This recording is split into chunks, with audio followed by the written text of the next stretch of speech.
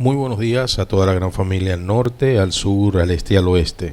Dios les bendiga a todos y a todas en el poderoso nombre de Jesús. Gracias al Padre Celestial y a Jesucristo, nuestro eterno Salvador, por permitirnos hoy estar juntos una vez más para nosotros alabar y bendecir el nombre de nuestro Padre Celestial, aprender de las Sagradas Escrituras con el compromiso de ser hacedores de la palabra, no tan solo oidores olvidadizos. A toda la gran familia que nos oye por primera vez, bienvenidos, bienvenidas en el poderoso nombre de Jesús de Nazaret. Estás en tu programa, está establecido a través de Chofar y por el circuito www.chofarsonando.com.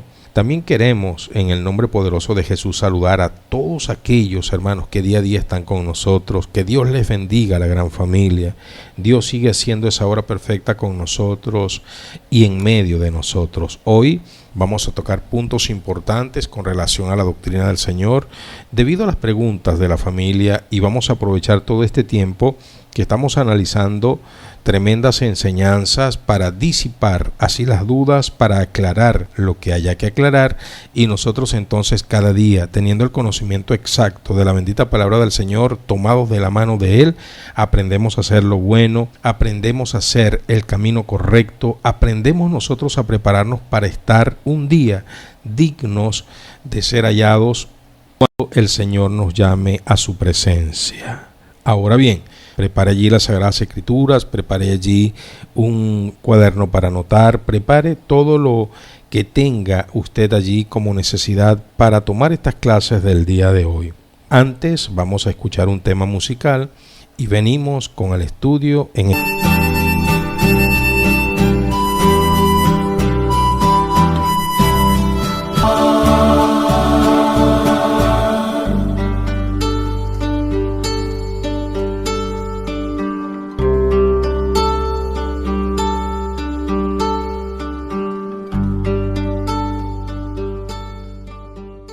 Toda la gloria, toda la honra y la alabanza para nuestro Padre Celestial. Bienvenidos de vuelta. Nos pueden contactar a través del 0424-824-1932, 0426-583-8689 y 0412-839-1545.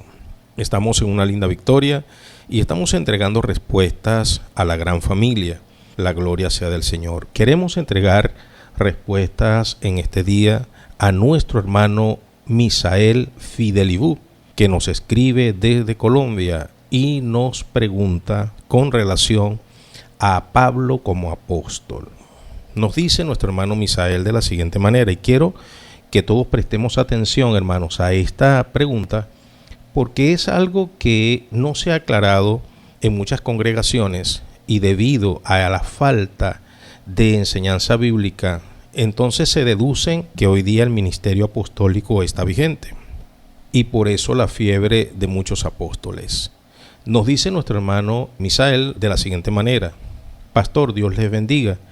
Entiendo exactamente lo que acaba usted de decir con relación a Matías. Comprendo que siempre Matías estuvo en el corazón de Dios y de Jesucristo como un apóstol.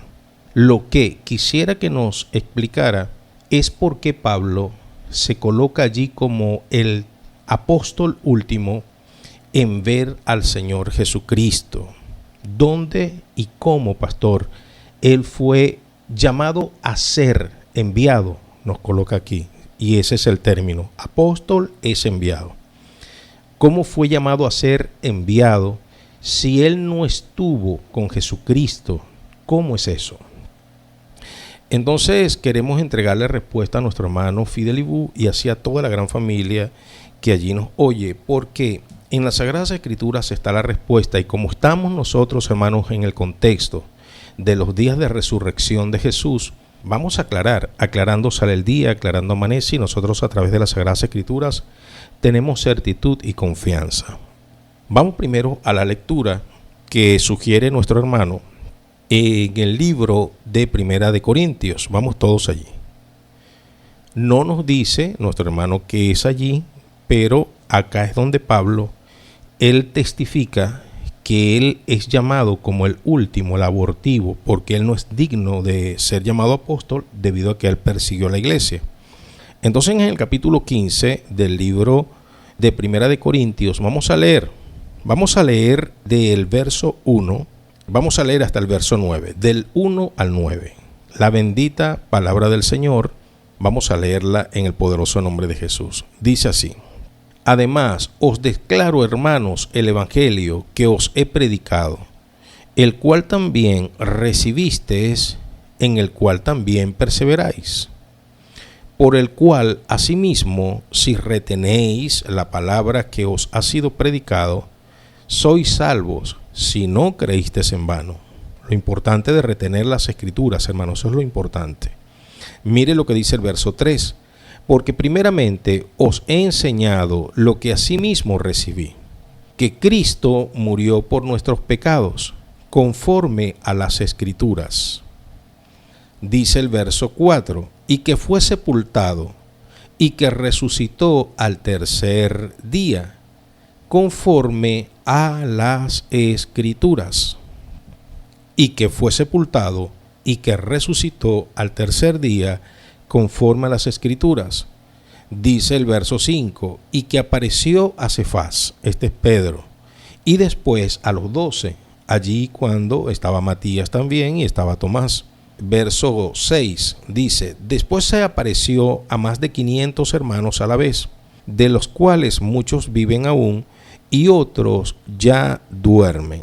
Después apareció a todos los apóstoles, y al último de todos, como a un abortivo, me apareció a mí. Mire lo que dice Pablo. Pablo dice que Jesús se le apareció. Jesús se le apareció porque yo soy el más pequeño de los apóstoles, que no soy digno de ser llamado apóstol porque perseguí a la iglesia de Dios. Es aquí donde él asume que él es un apóstol, es aquí donde él dice, testifica que Jesús se le apareció. Y hoy día, hermanos, hay muchas controversias y muchas mentiras, porque la mayoría de las personas que se hacen llamar apóstoles son personas que dicen que tuvieron un encuentro o tienen un encuentro con Jesús de Nazaret. De hecho, así lo dicen. He escuchado muchas personas que se llaman apóstoles en esta cristiandad moderna, y ellos, como para tener fuerza y autoridad, para asumir ese cargo, para ostentar un título que prácticamente es un título selecto para un grupo de personas, dicen, yo fui al tercer cielo. Me metí en ayuno, me metí con el Señor en oración y el Señor me sacó del cuerpo y me llevó en una experiencia espiritual a vivir prácticamente con el Señor esta experiencia. Y empiezan a contar su experiencia, y debido a esa historia, debido a ese relato, entonces ellos se cargan con la autoridad debido a que tienen una receptividad en medio del pueblo del Señor que tiene hambre y sed de justicia, y se amontonan para escuchar a maestros modernos. Y entonces cuando el pueblo empieza a incentivarlos con los amenes, los aplausos, entonces terminan ellos diciendo, listo, ya soy apóstol del Señor, pude ver al Señor, y ese es el requisito, porque a Pablo le pasó así. Olvidando nosotros primero, hermanos, que hay algo muy importante, que Pablo cambió su vida de una manera radical. Pablo era un perseguidor de la iglesia. Él era una persona religiosa, perseguidora de la iglesia. Él consentía en la muerte de los santos, los perseguía y los encarcelaba, los llevaba a juicio, y muchos de ellos iban a perder, como lo hizo Esteban, su vida por la causa cristiana. Ahora, en el momento que Pablo se encuentra realmente con el Señor, porque no es nada más un decir el encontrarse con el Señor. Encontrarse con el Señor, hermanos, va más allá de las razones humanas, va más allá de cualquier argumento. Eso se nota. Cuando una persona tiene un encuentro tan real con Dios, eso se nota. Eso es algo a leguas, hermano. No es un decir, no es simplemente una declaración, es algo que trasciende en un comportamiento totalmente radical a lo que traía. Si la persona era altamente mala, ahora se convierte en una persona muy buena y siempre con una dirección de agradar a Dios y de predicar su palabra. Es el caso del apóstol. El caso del apóstol fue algo impresionante lo que vivió Pablo, porque Pablo mutó totalmente. Ahora, ¿qué es lo que hoy día nosotros tenemos? Personas que dicen ser apóstoles de Dios porque van al tercer, cuarto, quinto, sexto cielo, séptimo cielo. Y entonces, bueno, están allí, hermanos. Hay personas que dicen que han estado hasta un mes. He escuchado testimonios y Dios les ha mostrado, lo primero que hace Dios es mostrar el infierno y después el cielo, y entonces después dicen que Dios los llamó a ser apóstoles y por eso quieren ostentar o cargar ese título, se hacen llamar apóstoles del Señor. Pero cuando vamos al diario vivir, cuando vamos a la práctica diaria y las personas que están relacionadas con ello de manera directa, notamos lo siguiente, que no hay un cambio radical. Hay personas que dicen tener experiencias espirituales, pero sus vidas no cambian. Hay personas que hemos visto nosotros, hermanos, desde hace mucho tiempo, bajo la supuesta manifestación y ministración del Espíritu Santo, que caen al suelo y dicen que en medio de ese caerse en el suelo tienen experiencias tremendas. Hay personas que tienen 2, 3, 4 horas, hasta un día tirados en el suelo después de la oración. Pero cuando se levantan con el testimonio de que estuvieron en la misma presencia del Señor, su vida no cambian, siguen en medio de pleitos, en medio de divisiones, en medio de mentiras, en medio de engaños, en medio de cóleras, en medio de rabias, en medio de groserías, en medio de egoísmo, mezquindad, todo tipo, hermanos, de comportamientos que no tienen que ver nada con el fruto del Santo Espíritu. Recuerdo hace muchos años un joven que decía que el Señor lo había llevado al cielo y que el Señor allá en la eternidad, en el cielo, le enseñó a tocar todos los instrumentos, todo. Él decía que el Señor lo enseñó a tocar todos los instrumentos y el Señor le dijo que iba a ser músico. Lo cierto es, hermanos, que aquel joven contaba esa experiencia y recuerdo que había parte de la congregación que le creía pie y puntilla todo lo que decía, cada coma, cada punto, cada letra decía, oye, qué bueno, ese hombre fue al cielo, ese muchacho tan jovencito, y Dios lo enseñó a tocar todos los instrumentos. Pero lo tremendo es, hermanos amados, que en medio de la juventud, donde él se destacaba porque era un joven, nosotros los jóvenes nunca le vimos esgrimir un instrumento. Él decía que los tocaba todo, pero hermanos, la manera de tocar el único instrumento que por lo menos en el caso mío lo oí esgrimir, que era un cuatro, hermano, eso no tenía nada que ver con enseñanzas del Señor. Si el Señor enseña, lo hace con excelencia, ¿verdad que sí? Es el Señor el que ha creado, hermanos, los ritmos, es el Señor el que ha permitido que el hombre tenga ese son, es el Señor el que le ha dado ese oído armónico, es el Señor el que ha entonado la voz para que se pueda cantar, es el Señor el que da la agilidad en las manos para poder tocar un instrumento y por ende, al Señor enseñarlo que Él es el portador del don, hermanos, me imagino yo que el Señor va a enseñar a una persona de manera perfecta. Claro, lo que el Señor hace, lo hace perfecto, hermano. Y aquel muchacho ni siquiera sabía afinar el 4. Charrasqueaba el 4 peor que yo. Y crean lo que yo lo que hago es charrasquear. Entonces, hermanos amados, digo todo esto, hermanos, porque en las emociones, y hay algo, como me decía una anciana, las emociones son buenas también. Y yo decía, pero ¿para qué sirven las emociones? Porque cuando nos llenamos de emociones, nos podemos estimular, motivar para una situación. Cuando se trata de las cosas del Señor, ok, el poquito de emoción para realizar. Pero al fin y al cabo, ¿en qué terminan las emociones? La mayoría de las veces en desilusiones. Porque se crean expectativas que nunca se van a cumplir.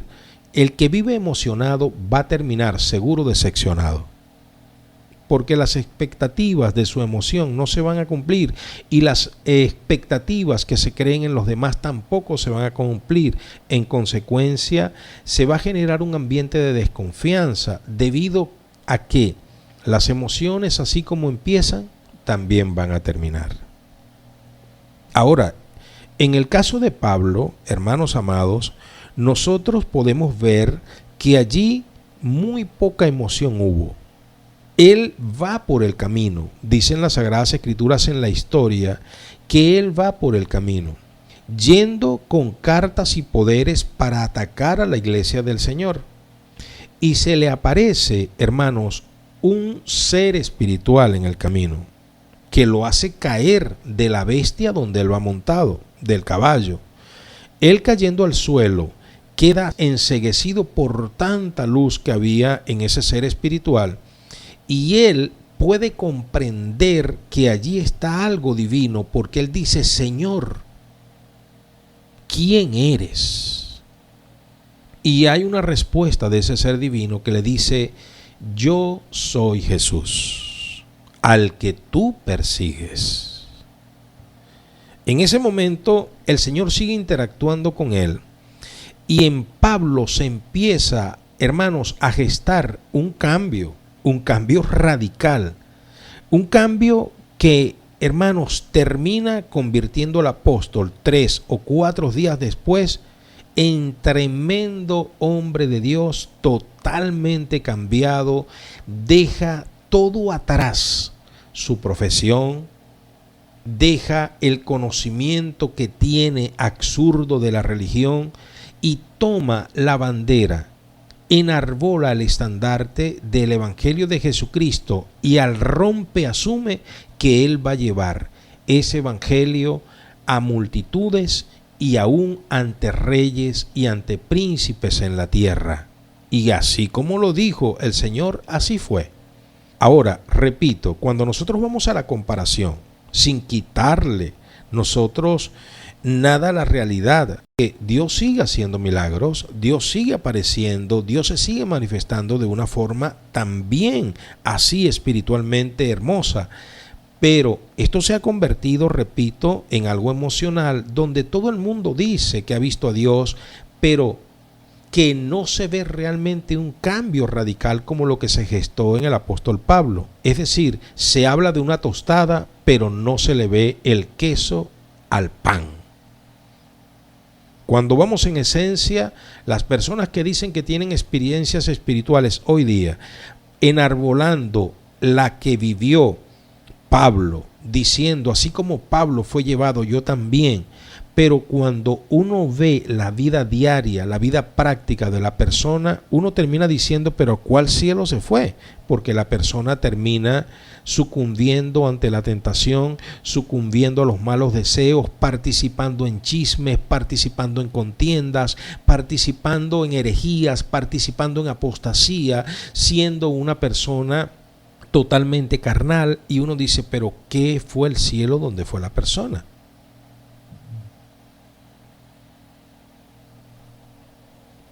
Bueno, allí se las dejo. Pero quiero, hermanos, que tomemos lo épico, vamos a tomar lo épico a través de las Sagradas Escrituras, para poder comprender cabalmente qué fue lo que sucedió en ese encuentro de Pablo con el Señor Jesucristo. Para ese momento, él se llamaba Saulo. Saulo de Tarso, el que perseguía a la congregación del Señor. Y para ello vamos a trasladarnos al libro de Hechos capítulo 9. En el libro de Hechos capítulo 9 está la historia épica. Este es el hilo histórico que está en las Sagradas Escrituras, y es por eso que al leerla nosotros tenemos certitud y confianza que estamos en la verdad. Yo se las puedo cantar, narrar, contar, pero siempre hay la posibilidad por mi humana carne que yo termine equivocándome en una apreciación o otra. Y es por eso que leer las Sagradas Escrituras tiene tanta confianza, y esto es lo que genera la esperanza nuestra, porque estamos leyendo en lo que Dios nos ha permitido como manual. Les invito, vamos a constatar la historia en Hechos capítulo 9, versículo 1 en adelante. Dice así: Saulo, respirando aún amenazas y muerte contra los discípulos del Señor, vino al sumo sacerdote. Aquí quiero hacer un pequeño inciso. Des en cuenta, Pablo amenazaba y con muerte contra los discípulos. Aquí hay una cantidad de personas que no necesariamente eran los apóstoles. Discípulos son todos aquellos aprendices, todos aquellos estudiantes que están en una clase. Ellos estaban en la clase de Jesucristo, en la clase del Evangelio. Habían cantidades de hombres y mujeres, discípulos del Señor. Hago este inciso porque no necesariamente Pablo estaba persiguiendo a los apóstoles como Pedro. Si Pedro se le atravesaba en el camino, por supuesto, porque cuando matan a Esteban, Esteban era muy allegado a los apóstoles, era un hombre de confianza, era un diácono de la iglesia, y en la muerte de Esteban estuvo el joven Saulo. No sacamos a los apóstoles de esta persecución y de estas amenazas de muerte, pero enfatizamos, bendita sea la gloria del Señor, en los discípulos, aquellos que estaban recibiendo enseñanzas, porque también recordemos que en el momento del Señor partir, en el aposento alto, nada menos y nada más, había aproximadamente 108 discípulos, aparte de los 12 apóstoles. ¿Dónde estaba Matías? Entonces, entendemos que Pablo amenazaba de muerte a los discípulos del Señor, y él iba con cartas, dice el verso 2, y le pidió cartas. Saulo lo hizo de manera personal. Él pidió cartas para las sinagogas de Damasco. Él dijo: denme cartas, autorícenme para entrar en las sinagogas y recibir el apoyo de la dirigencia de la sinagoga de Damasco. El complot, la persecución religiosa del primer siglo, pos, muerte, resurrección y ascensión del Maestro. Estas son las primeras persecuciones que la Biblia habla, hermanos. ¿Y quién la dirigía? Saulo de Tarso, complotado con toda la casta de lo que era la religiosidad del entonces, la curia, la élite de todos aquellos sacerdotes y sumos sacerdotes. Él pedía carta, autorización para él trasladarse de ciudad en ciudad, específicamente iba a Damasco. Él iba a tomar preso, a dar amenazas de muerte a los discípulos del Señor. Dice el verso 3: mas yendo por el camino, aconteció que al llegar cerca de Damasco, la ciudad donde él iba, repentinamente, de golpe, le rodeó un resplandor de luz del cielo. Le rodeó, es decir, la luz venía de arriba, la luz lo rodeó. No había un ángulo, no había un sector en la vida, en el cuerpo, en la humanidad del apóstol que no había sido iluminado. Todo se iluminó alrededor de él, todo, los ángulos, todo. No sabemos si es de día, no sabemos si es de noche, pero la luz, hermanos, de repente lo rodeó el resplandor. La luz del Señor no importa si es de día o es de noche. Esa es una luz impresionante, porque no hay tiniebla que pueda, hermanos, compararse al poder de esa luz tan maravillosa. Dice el verso 4: y cayendo en tierra, oyó una voz que le decía, mire la voz, ¿cómo lo llamaba? Saulo, por su nombre, Saulo, Saulo, gloria sea al Señor.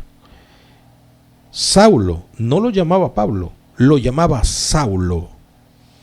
¿Por qué me persigues? Aquí quiero hacer otro inciso. Mire la pregunta que le hace el ser espiritual. El ser espiritual que lo rodea con el resplandor de luz, de repente le dice: Saulo, Saulo, ¿por qué me persigues? Es decir, la persecución de Pablo era a los discípulos, pero este ser espiritual dice, ¿por qué me persigues? Impresionante. Esto es para todos aquellos, hermanos, que aún en este tiempo pretenden perseguir a lo que es los discípulos del Señor, a los siervos y siervas de Dios. Mucho cuidado. Quien persigue a un siervo legítimo de Dios, quien persigue a una legítima sierva de Dios, quien amenaza a un legítimo siervo de Dios, a una legítima sierva de Dios, está amenazando a Jesucristo. La causa es de él.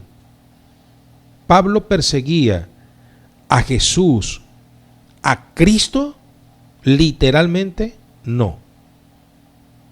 Pero Jesús lo asumió así. De manera que cuando te metes con un siervo, cuando persigues a un siervo de Dios, la causa es de Jesucristo. Mucho cuidado, ten mucho cuidado en eso. Hay personas que aún persiguen a un siervo de Dios, hay personas que aún persiguen a una sierva de Dios.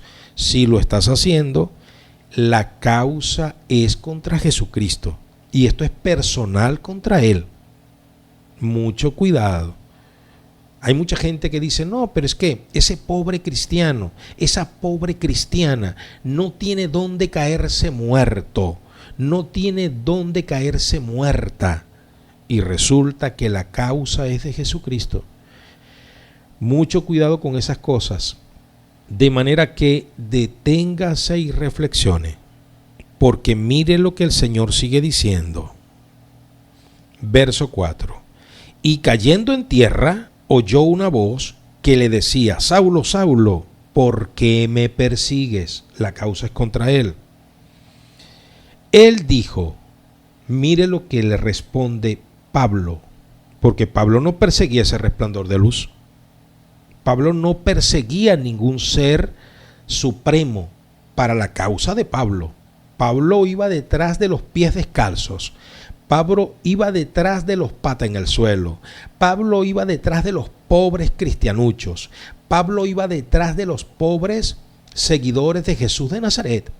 Atrás de ellos es que iba Pablo, los esdientados, patas en el suelo, pobres de la ciudad, los cristianos escondidos, cristianuchos, los cristianitos, los aleluya. Pablo iba atrás de los aleluya.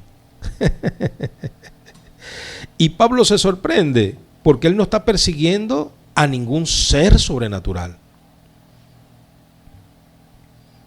Pablo le dice cuando cae en el suelo, le dice, vamos a leer una vez más, y Saulo dice, ¿quién eres, Señor? Verso 5.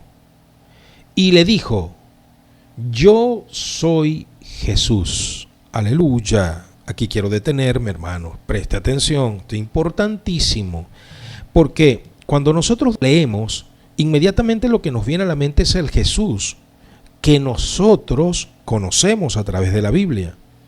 Pero este Jesús que está aquí le está hablando a Pablo en un idioma que él entiende perfectamente. Recordemos que el idioma que manejaba el Señor era el idioma arameo, un idioma que adoptó el pueblo hebreo. El Señor Jesús hablaba en arameo, es decir, hebreo también.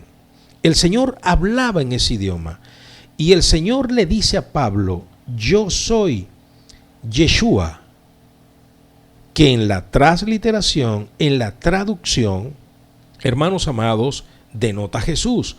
Pero yo quiero ir un poquitín más allá, porque Pablo, al preguntar, Señor, ¿quién eres?, es que Pablo entiende que lo que está allí es un ser divino. Pablo no adoraba a Jesús, pero él entiende por lo que está aconteciendo, por la atmósfera, la situación, la luz incandescente, el resplandor de golpe. él entiende que allí está un ser divino. Es decir, Pablo entiende que lo que está delante de él, lo que está interactuando con él, no es de esta tierra. Y por eso es que Pablo dice: ¿quién eres, Señor? Ese Señor denota autoridad. Pablo no está reconociendo que es Dios el que está allí, pero él sabe que lo que está pasando no es de esta tierra. Y él dice: ¿quién eres, Señor? Y la voz le responde: yo soy Yeshua, que en el arameo denota Jehová salva. Es decir, Saulo en ese momento escucha que la voz le dice: yo soy Jehová salvación. Yo soy Yeshua. Cuando nosotros decimos yo soy Jesús, es muy bien. Le damos la connotación del Salvador del mundo. Le damos la connotación del Señor de nuestras vidas. Le damos la connotación del mediador, el camino, la verdad y la vida. Pero cuando Saulo de Tarso lo escucha en su idioma, él sabe lo que significa Yeshua. Dios le está diciendo a él: yo soy el Dios de tus padres que salva. Mucho cuidado, hermanos, con estos detalles. ¿Por qué digo mucho cuidado? Porque esto trasciende más a nuestra percepción. Repito, cuando leemos que el personaje le dice: yo soy Jesús, nosotros tenemos un concepto de Jesús, Salvador del mundo, Señor nuestro, el Dios revelado, el Dios de amor, el Dios que ha muerto por nosotros en un sacrificio y que ha resucitado al tercer día. Pero Saulo en ese momento no lo concebía de esa manera. El que habla con él en arameo es el mismo Jesús, pero le dice el nombre en arameo: yo soy Yeshua. Y Pablo interpreta: yo soy Jehová salvación. Yo soy el Dios de tus padres que salva. Yo soy el Dios de Abraham, de Isaac y de Jacob, el que salva. ¿Qué? Eso es lo que Saulo en ese momento entiende. Ahora, querida familia, esto se pone muy interesante. Escucha este tema y seguimos.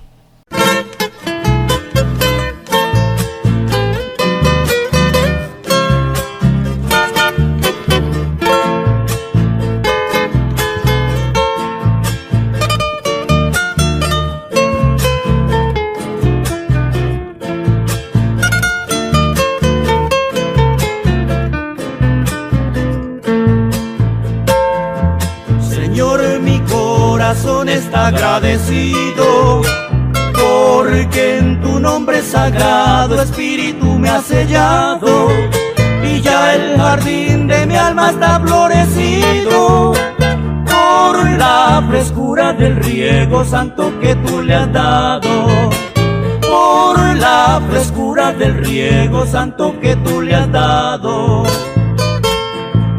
Mi corazón con alegría te canta y a las alturas eleva mi alma notas de amor. Te doy en pentagrama las alabanzas y cada verso está matizado de adoración. Y cada verso está matizado de adoración. Como las aves sus trinos te ofrecen en las auroras y en sus lenguajes te cantan, te glorifican, te adoran. Y en sus lenguajes te cantan, te glorifican, te adoran.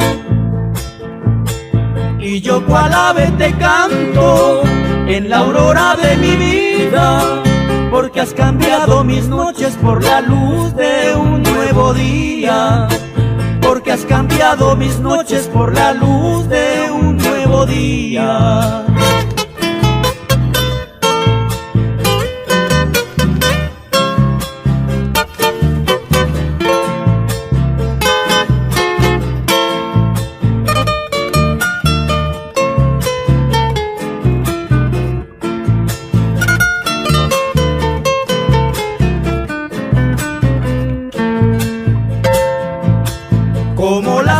sus trinos te ofrecen en las auroras, y en sus lenguajes te cantan, te glorifican, te adoran. Y en sus lenguajes te cantan, te glorifican, te adoran. Y yo cual ave te canto en la aurora de mi vida, porque has cambiado mis noches por la luz de un nuevo día. Porque has cambiado mis noches por la luz de un nuevo día.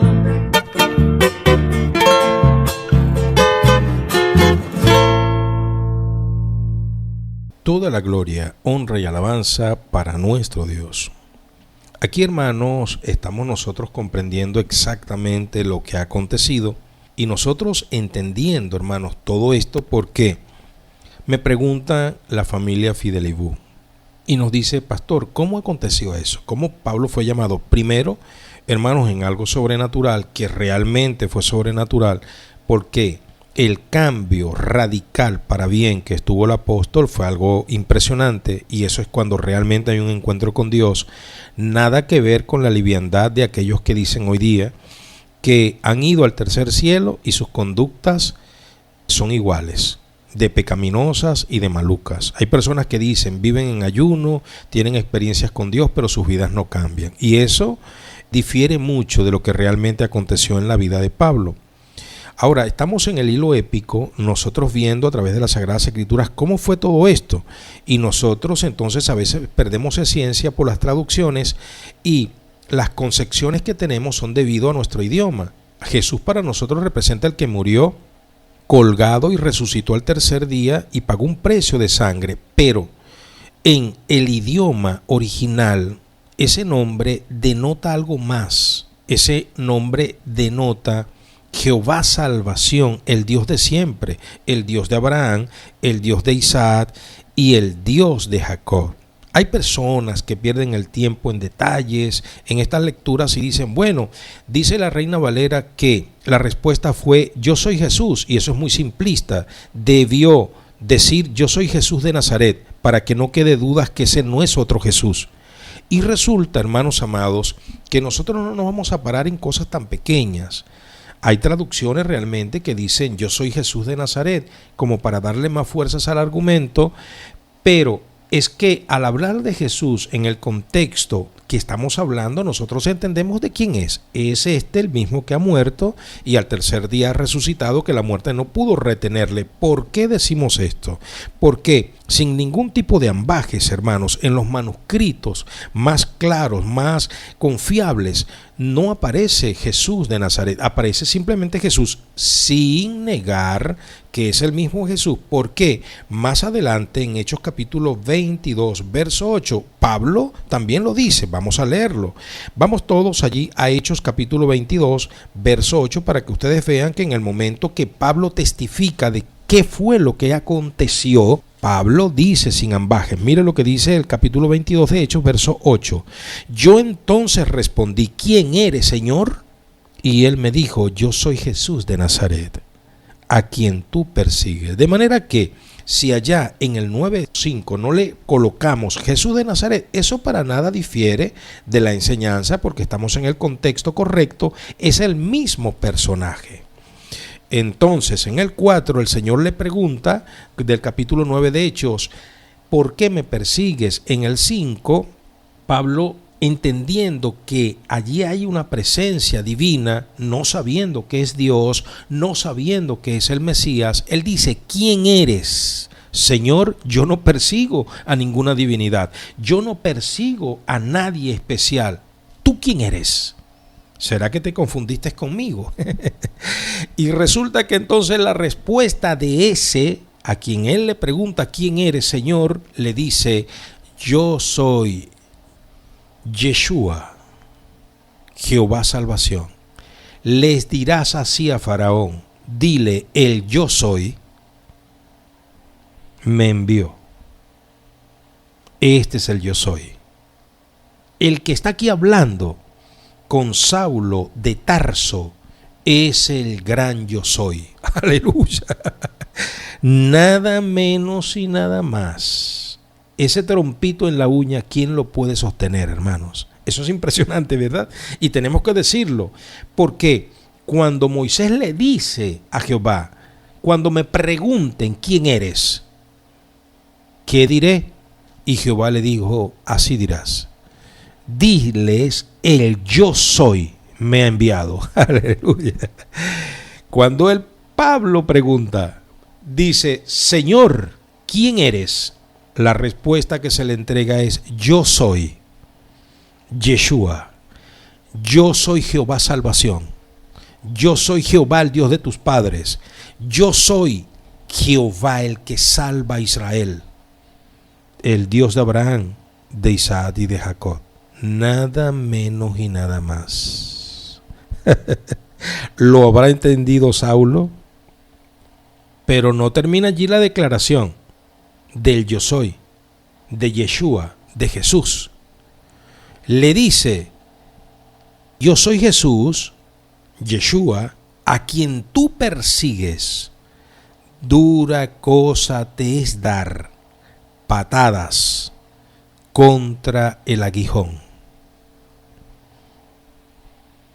Pablo, estás golpeando una arma afilada. Aquí una vez más me dirijo a todos aquellos adversarios del Evangelio, me dirijo a todos aquellos que persiguen a un siervo de Dios, a una sierva de Dios, que le desean el mal a un siervo de Dios, a una sierva de Dios. Mucho cuidado. Yo sé que usted tiene muchas malas experiencias, yo sé que usted está decepcionado de los que dicen ser evangélicos, yo sé que usted de repente está obstinado de las religiones y los grupos dogmáticos y las sectas, yo sé que de repente las malas experiencias que usted vivió en el pasado lo han cargado de un mal humor contra la religión, contra los hermanos en la fe. Pero déjeme decirle algo. Hay personas muy serias buscando al Señor. Tenga cuidado con esas personas de hacerle daño. No porque las personas van a empuñar un arma y le van a hacer daño. No porque las personas se van a defender con espadas y van a hacerle daño a usted, sino porque usted está golpeando un arma afilada. Porque la causa de ese cristiano, la causa de esa cristiana es la causa de Jesús. Mucho cuidado con golpear una arma afilada. Más bien, procure usted tener esa arma cerquita de usted y no tocarla. Esa es una trampa armada que está allí, oye.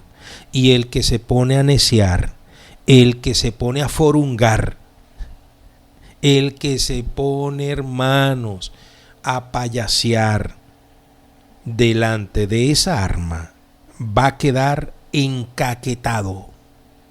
Mucho cuidado. Dura cosa te es darle patada al aguijón.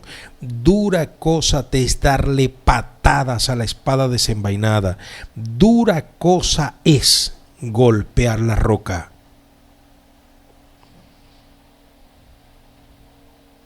Porque puede ser despedazado, desmenuzado, aplastado, traspasados a muchos dolores. Mucho cuidado. Es una alerta, No te conozco, quizás tú no me conoces, te lo estoy diciendo. Mucho cuidado. Aquel hombre salió al atardecer, en medio de la confusión, no se sabía si era ya de noche o todavía de tarde. Era oscuro, pero se veían vestigios todavía de la luz del sol. Su esposa lloraba con su pequeño en los brazos y le decía: no me pegues más. El hombre le golpeaba severamente bajo amenazas de muerte y le decía: pero es que yo te dije a ti que si volvías a invocar ese nombre, que si volvías a orar a ese fulano salvador del mundo, te iba a quitar la vida. Y ya que tú crees tanto en él, llámalo para caerle a tiro.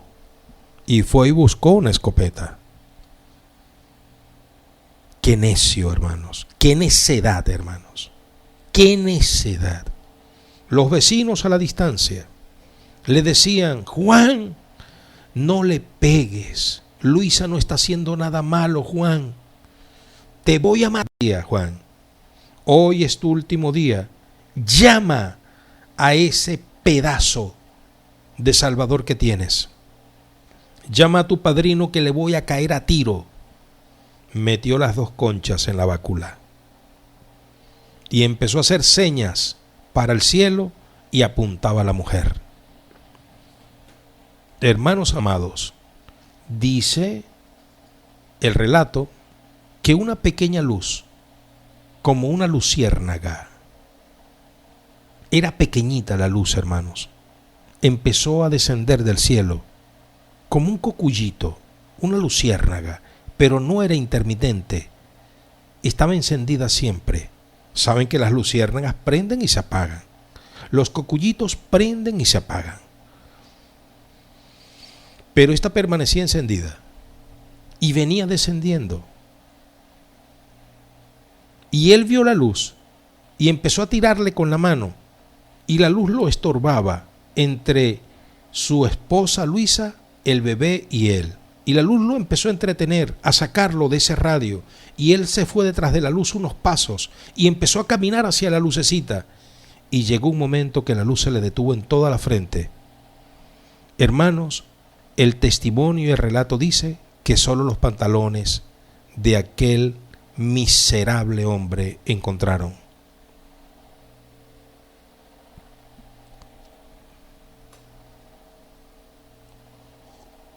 Mucho cuidado, hermanos, con estar golpeando el arma desenvainada. Mucho cuidado, amigos, con estarse metiendo con Jesús de Nazaret. Repito, quien toca a uno de los de Dios, hay muchos farsantes, hay muchos que no se terminan de enseriar, hay muchos que están jugando con la fe, pero hay hombres de Dios, mujeres de Dios. Mucho cuidado con tocar a un siervo humilde, a una sierva humilde de Dios, porque estás dándole patada a una espada desnuda, relumbrante, filosísima, y te puedes decapitar, puedes ser traspasado a muchos dolores, puede ser aniquilada tu vida. Faraón dijo: maten a todos los primogénitos, y la sentencia se le revirtió a él. ¿Quién fue muerto?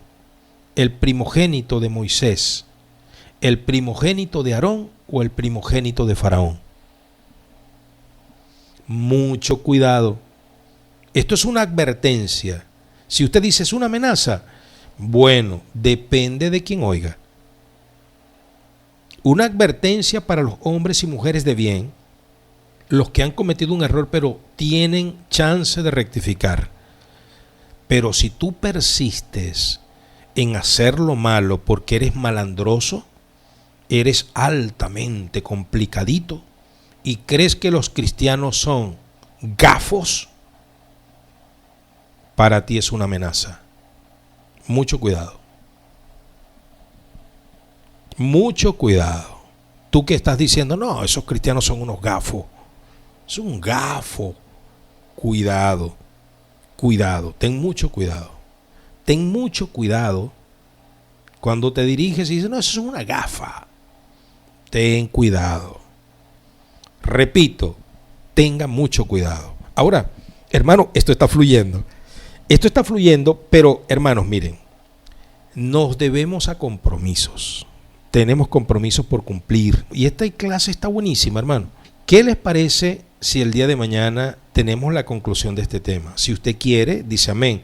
Porque soltar todo esto que está acá, hermano, tan lindo, me retrasaría con algunos compromisos que tengo. Entonces, yo les amo en el Señor. Mi cariño, mi respeto, besos y abrazos. Paz. Shalom.